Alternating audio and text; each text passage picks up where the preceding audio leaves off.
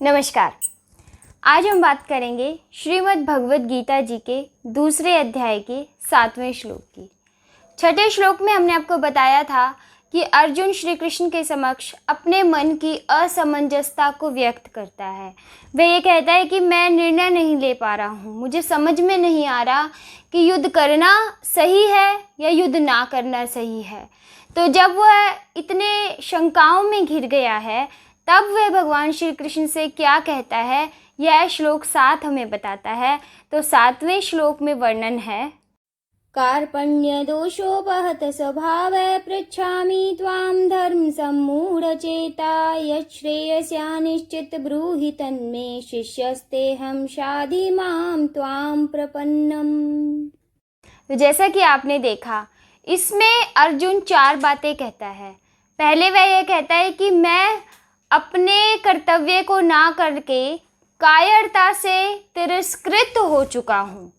अर्थात अब उसने इस बात को मान लिया कि कायरता उस पे छा गई थी।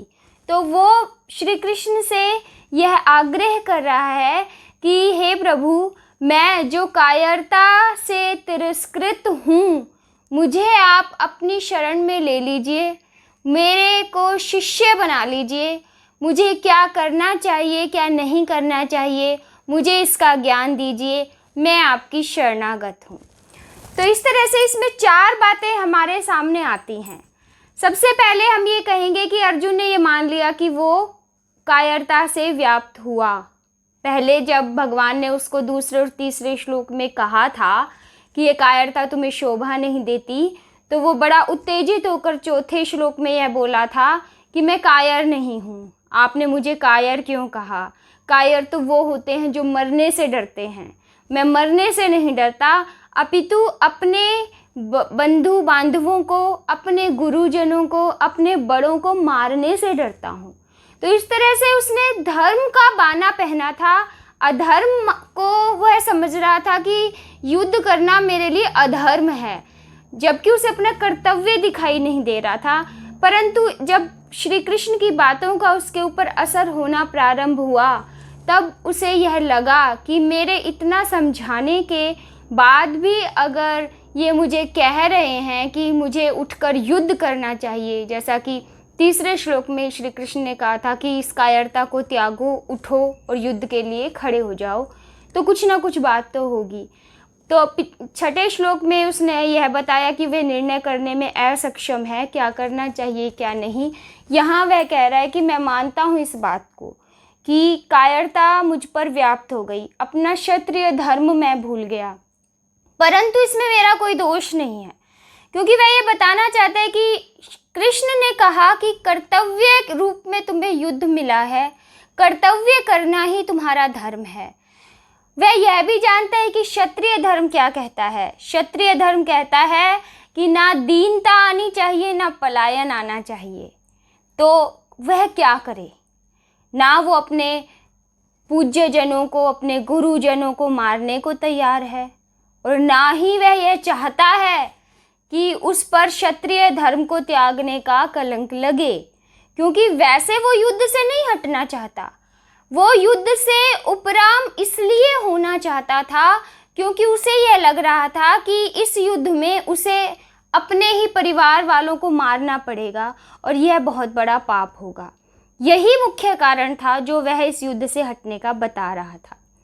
परंतु जब भगवान के वचनों का उसके ऊपर असर होना शुरू हुआ, तब अब उसने कहा कि मेरे कल्याण की बात कहिए। जब पहले श्लोकों में श्री कृष्ण ने उसे कहा कि जो श्रेष्ठ पुरुष होते हैं, अनार्य जुष्टम शब्द का प्रयोग हुआ था, जो श्रेष्ठ पुरुष होते हैं वो कल्याण चाहने वाले कर्तव्य को करते हैं जिसमें उनका कल्याण हो। तो अब अर्जुन कह रहा है कि मुझे वह मार्ग बताइए जिसमें मेरा कल्याण हो। और उसके बाद तीसरी बात वह यह कह रहा है कि मैं आपका शिष्य हुआ, आप मेरे गुरु बन जाइए। और चौथी बात यह कहता है कि नहीं, मैं तो आपके शरणागत हो गया। तो शिष्य हो जाना या शरणागत हो जाना, इनमें क्या अंतर है? चारों बातों को हम इस श्लोक में देखें तो सबसे पहले तो उसने यह कहा कि मैं कायरता से व्याप्त हो गया था, ठीक है कहा। जब कोई किसी को कुछ कहता है तो दूसरा जो सुनने वाला है वो बाध्य नहीं होता कि वो उसकी बात का उत्तर दे। वह स्वतंत्र होता है, वह चाहे तो उत्तर दे, ना चाहे तो उत्तर ना दे। परंतु दूसरी बात, जब आप किसी से प्रार्थना करते हैं तो दूसरी बात में अर्जुन ने प्रार्थना की कि मेरा कर्तव्य क्या है, मेरा कल्याण किस में है, वह सब बात मुझे कृपा करके कहिए। तो जब आप प्रार्थना करते हैं किसी से, तो जो दूसरा जिससे आप प्रार्थना कर रहे हैं उस पर यह दायित्व आ जाता है कि वह आपकी बात का उत्तर दे, आपकी समस्या का समाधान करे। जब तीसरी बात उसने कही कि मैं आपके शिष्य समान हूँ, आप मेरे गुरु हो जाइए, तब क्या होता है, ये गुरु के ऊपर पूरा भार आ जाता है, पूरी जिम्मेवारी आ जाती है कि वह अपने शिष्य का सही मार्गदर्शन करे। वह उससे बच नहीं सकता, छोड़ नहीं सकता अपने शिष्य को बीच मझधार में। और जब कोई किसी के शरणागत हो जाता है तो जिसके शरणागत होता है उस पर ही उसका पूरा भार आ जाता है। वो खुद बिल्कुल मुक्त हो जाता है कि मैं तो आपके शरणागत हूँ, अब ये आपका कर्तव्य, आपकी जिम्मेवारी है कि आप मुझे किस तरह इस मझधार से निकालेंगे, किस तरह मेरी नैया को पार लगाएंगे। तो पहले वह शिष्य बनना चाहा कि मैं शिष्य बन जाऊं, गुरु करे अपना काम, मैं सिर्फ इन्हें जब उसने पिछले अध्याय में उसके मन में रथीपन का भाव था, रथीपन का भाव स्वयं के लिए था और श्री कृष्ण के लिए सारथी का भाव था। इसीलिए तो उसने ये आज्ञा दी थी कि मेरे रथ को युद्ध भूमि के मध्य में ले जाकर खड़ा कर दीजिए। परंतु जब भगवान के वचनों का असर उसके हृदय पर होना शुरू हुआ, तब वो रथीपन का भाव समाप्त हो गया। अब उसके मन में यह बात आई कि ये मेरे गुरु हैं, क्यों ना मैं अपने सारा भार अपना, मुझे क्या करना चाहिए क्या नहीं करना चाहिए, इन पर सौंप दूँ। ये खुद देखेंगे, ये खुद मुझे बताएंगे कि मुझे क्या करना है क्या नहीं करना है।